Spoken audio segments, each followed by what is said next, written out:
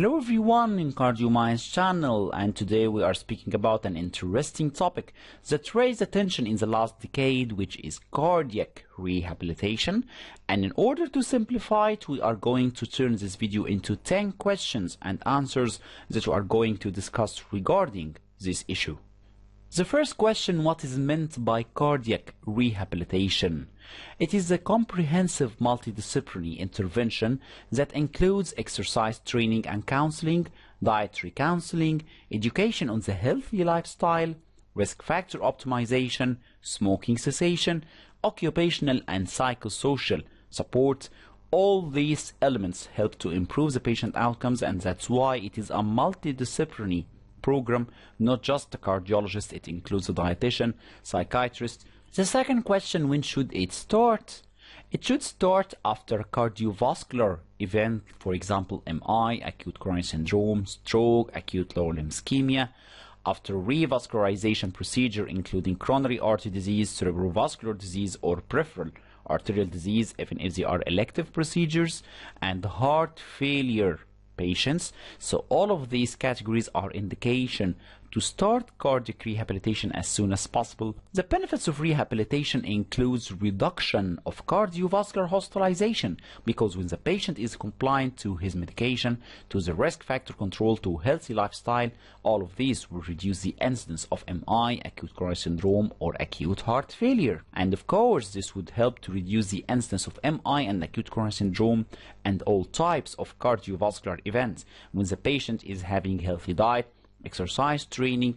All of these would be reflected on the risk factor control, and so the incidence of these events would be lower. It would help also to reduce cardiovascular mortality, and in some programs there is evidence of reduction in all-cause mortality, because the control of risk factors would be reflected as well on non-cardiovascular diseases, and reduction of depressive and anxiety symptoms, because these programs deal also with what the patient feel towards this disease and how does he feel about himself, about any stigma that he may be feeling, or any limitation in his social life or occupational life. Also, it helps to improve the exercise capacity and the quality of life by the exercise training, and of course it supports the patient to have a long-term healthy behavior, because when a patient is participating in an environment with patients that are trying to adopt healthy lifestyle, he would be accustomed to use this healthy lifestyle on the long run, and so it would be reflected on his future to reduce the risk of cardiovascular events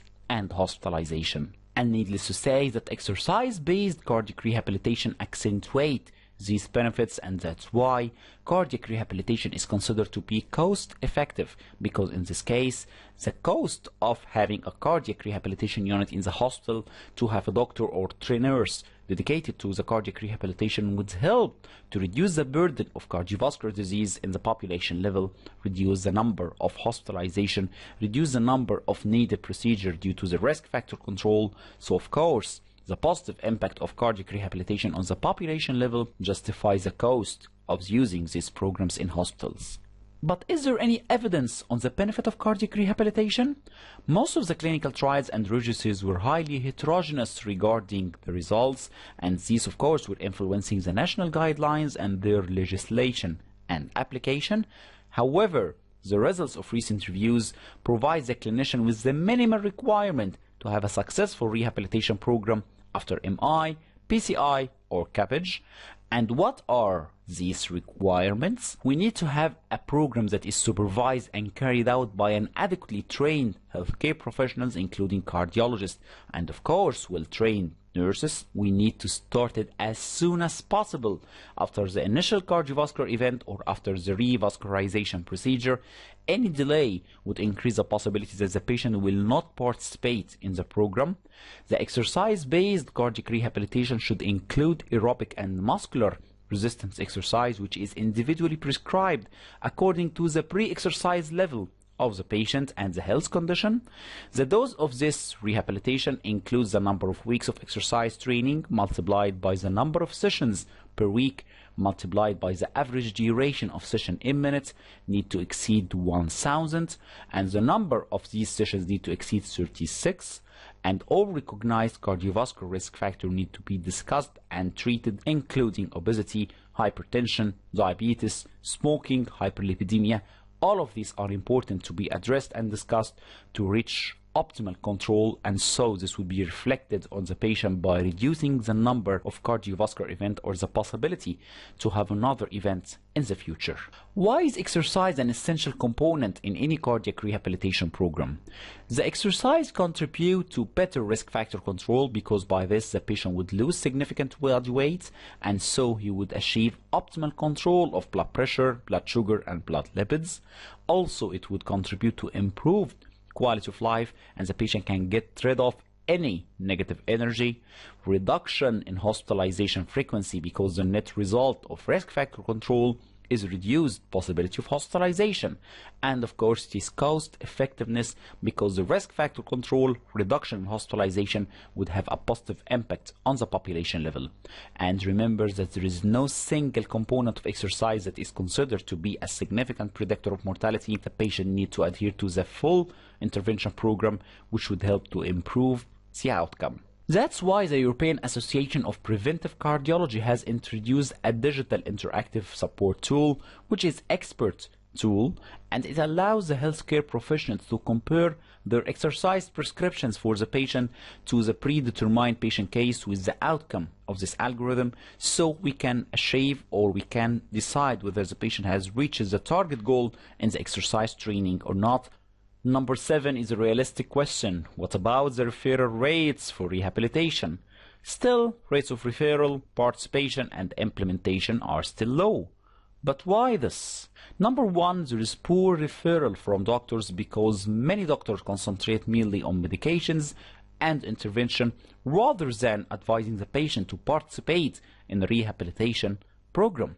Also, many patients are not convinced by the concept of rehabilitation, maybe due to lack of education about the components or the benefits that can be reflected upon themselves. Most of the patients see it as just some exercise training or some patient walking on treadmill. No, it has multiple elements that the patient need to be educated about. Not all hospitals and OPD have an equipped cardiac rehabilitation unit, may be present only in tertiary centers, so sometimes the patient may not have a cardiac rehabilitation unit in his catchment area, and not all insurance company covers this service for cardiac patient, just covering pharmacotherapy and any indicated intervention like revascularization or device therapy. And elderly and frail patients, sometimes they may find difficulty in participation due to difficulty in reaching the assigned hospital. That's why they do not participate even if they are convinced.